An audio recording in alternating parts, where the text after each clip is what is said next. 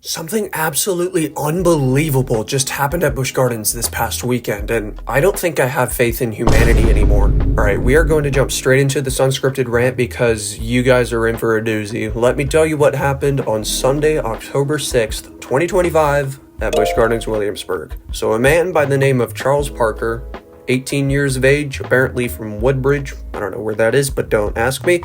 He scaled the Tempesto roller coaster to retrieve his phone before getting stuck on the structure 100 feet or more in the air. The incident was reported at 9:30 p.m. on Sunday, the day that it happened, and he was further rescued by firefighters before getting arrested for trespassing charges. And he did, in fact, not complete his mission. What?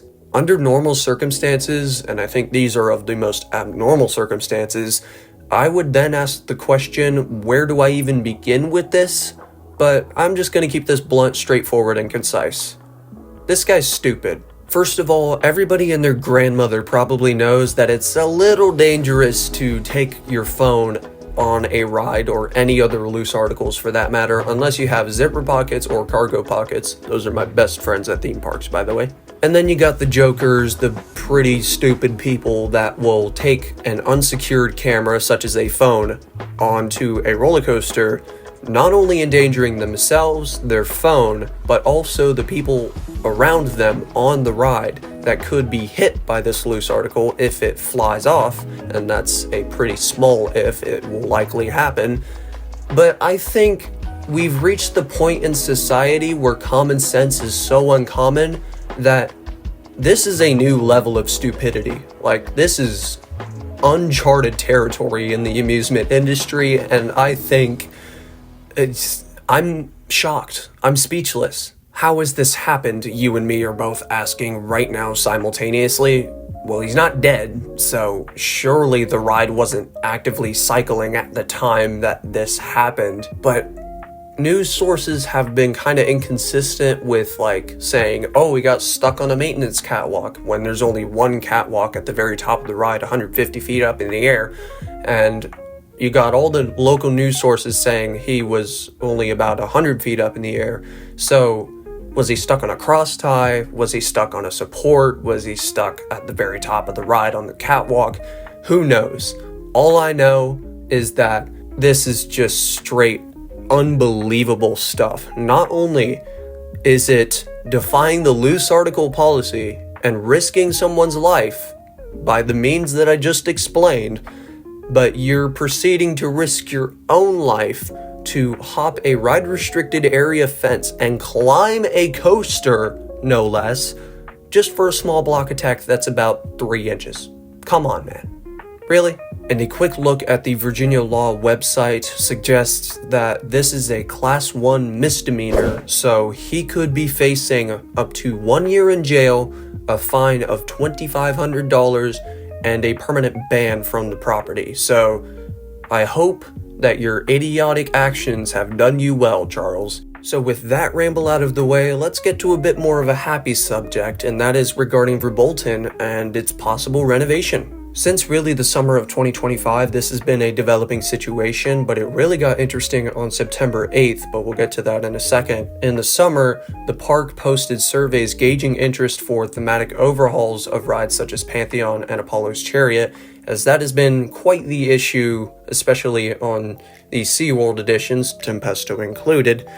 And Verbolten was also on that list due to the degrading of some of the effects, or, well, most of the effects in the ride's show building. Then September 8th rolls around and the park files a trademark for a possible new name for this fan favorite attraction, and given the surveys, this points towards a potential thematic overhaul. Similar to the legendary water ride Escape from Pompeii, which is in a similar state to Verbolten with all of the effect mishaps and the removal of effects over time, the future of these two rides have been quite questionable, but Verbolten especially, seeing as the Wolf's Revenge was added, but Verbolten was also kind of the main successor to Big Bad Wolf, but they added another one into the equation. It was just a really weird situation, and the future of this ride began to become more and more uncertain. But hopefully, as soon as Christmas Town, this ride will close temporarily for maintenance and also maybe this new renovation. And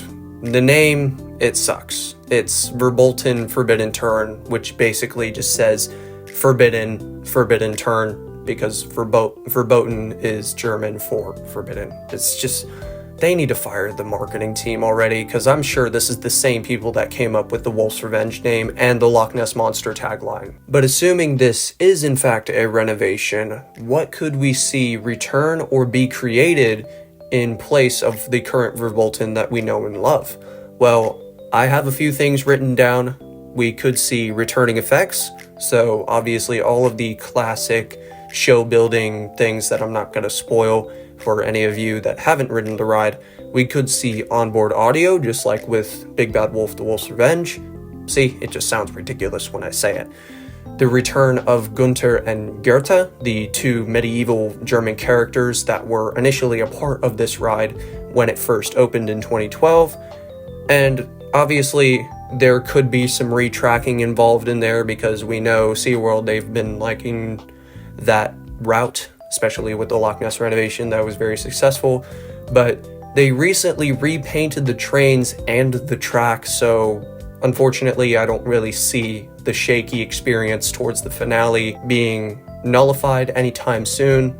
Now this concerns me a little bit if this is a thematic renovation exclusively, as SeaWorld in 2012 in thematic quality and overall essence of the theme, putting the theme in theme park, was very different than the thematic quality of SeaWorld in 2025. You've got Verbolten versus Big Bad Wolf 2.0. You see the difference in thematic quality just right there in those additions. Larry Giles, he knew what he was doing with Verbolten, other than the modern elements, but you know how I feel about those already.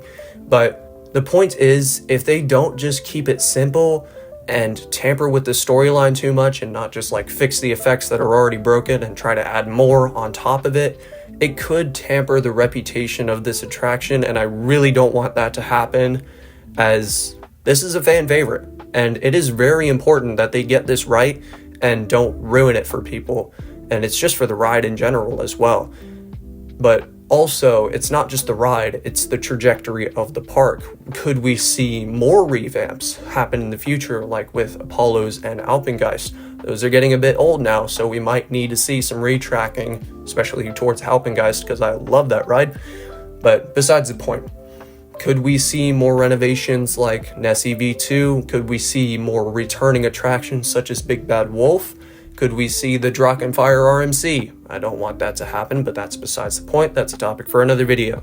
And then there's also the overexpansion problem that I brought up in my modernization dilemma video regarding how much space they really have left to add these coasters before they need to start taking out some rides. So this could go so many different ways, and I'm very curious to see how SeaWorld will handle this possible renovation and this new trademark. So let me know what you think about these two developing stories down below.